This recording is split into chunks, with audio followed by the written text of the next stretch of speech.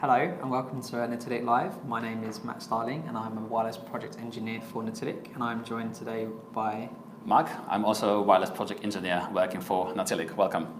So the purpose of today's session is for us to briefly talk about a certain type of deployment over wireless, which is voice and video over wireless. Myself and Matt are going to briefly talk on some of the challenges and some of the ways you can tweak and configure your network to have a good working voice over wireless deployment and some of our experience of this. So, Mac, if you maybe just want to explain and just give a kind of like brief overview on some of the challenges you've seen on customers that may already have a very basic AP wireless deployment and then they're trying to look to optimize the network to have a voice or video call, what issues they may be having with that, and then what steps we could take to rectify that and improve. Of course. So normally, all the networks, they're not prepared to handle voice over IP or video over IP or really anything that is RTLS. So anything that is pretty much live. We cannot have lots of latency for Wi-Fi, for voice, because what will happen is you are on a call and I talk to you and then we'll hear cracks, we'll lose our conversation completely. We have to make sure that it's really, really quick, right? Yeah. And that's assuming that we are in a single cell. What about if we walk around the building and hop between multiple different access points? So first of all, we want to understand where we will hop from one AP to another, and we want to make sure that it's super quick, right? So what would you do in that scenario if you were saying to a customer when they want to walk around a building, and would you plan certain pathways for roaming, and how would you do that? Yeah, certainly. The most important thing is just to make basics right? Yep. So we want to do a proper survey. We want to make sure that it's designed properly. It's designed to fit for purpose, and also we want to use the equipment that is fit for purpose. Okay. We cannot stick to really, old access points, not too many. We don't want to just put them for coverage. We are not designing for coverage anymore. What we are designing for small cell sizes. We want them to overlap as we design them. We don't want them to overlap too much or too little. We want them to overlap just perfectly. We want a client being on a voice call while walking around the floor to jump between access points exactly where we want the device to jump it between the access points in.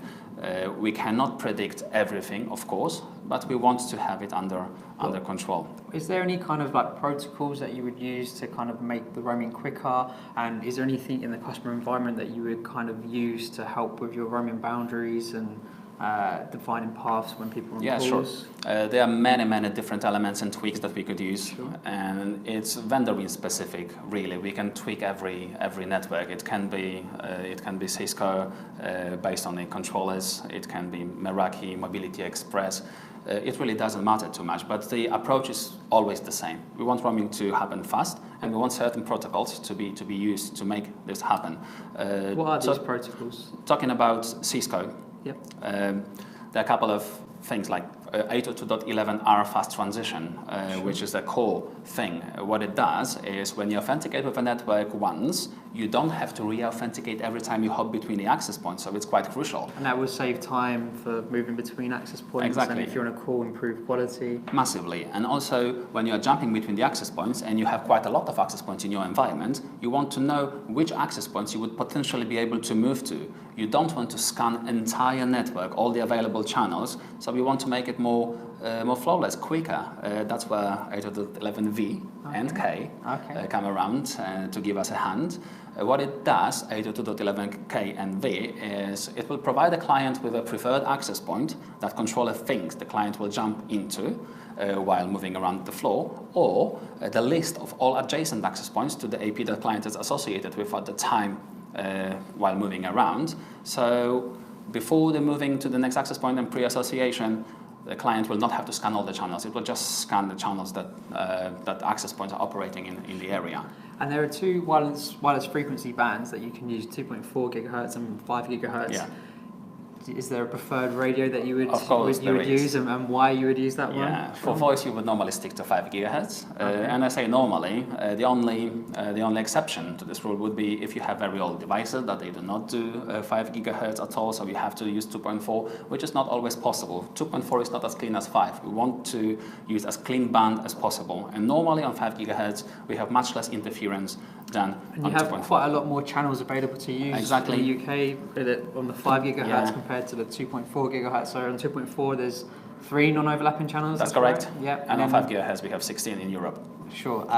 But then is there anything on the 5 GHz that could potentially cause you not to use the full 5 GHz spectrum? Of course there is. Okay. Matt is trying to steer me towards DFS radar activity, which is weather channels, weather stations, which is close proximity to the airports, and the radars use the how it works. If there is some radars around that can interfere with our Wi-Fi as a part of standard wireless radios, they have to listen to it and they have to back off. They have to give the priority to the radars. They don't want to interfere with them. So what happens, say I'm a client on a voice call connected to a 5 GHz channel that is in the range of a radar, and what will my experience be? If you're on an active call and DFS event happens, then you will be disconnected from the network ungracefully. You will lose your call and then you will have to reconnect again. So we would really like to steer away from DFS channels if the area is affected by DFS heavily. That might affect voice massively. We don't want to do that. Also, I know that a lot of people, they use something called band steering, band select, you name it. It's used for the devices where you have a device that can do both 2.4 and 5 GHz. Most of the devices today, they try to connect on 2.4 first. And as we discussed before, we want them to connect on 5 GHz. So people, they just use dual band SSIDs with 2.4 and 5, trying to steer as many clients as possible towards 5 GHz. And they do it with band steering. It works like this, very, very simple. You have a device, you want to connect on 2.4 GHz. An access point believes that you can do 5. So it will not accept you straight away. It will delay the association response. And then it will wait for your device to start scanning 5 GHz. If the device asks to join on 5 GHz, access point accepts it straight away. And this all creates a delay while association and while roaming. So we do not want to use dual band SSIDs for voice deployments. We want to stick to one. No band steering, no dual band, just one frequency. Cool. Okay? So I think that's probably a little snippet into voice over wireless and how the challenges that we've seen in the past, based on our experience, a few things to look out for in your environment. So I think probably happy to leave it there, and I'd say if you guys are thinking about moving or upgrading your current wireless network infrastructure to being able to support voice or video over wireless, please feel free to click on the link either above or below this video and get in contact with us and see how we can come and help you design a wireless ready network optimized for voice and video. That would be immense pleasure. Thank you. Thanks.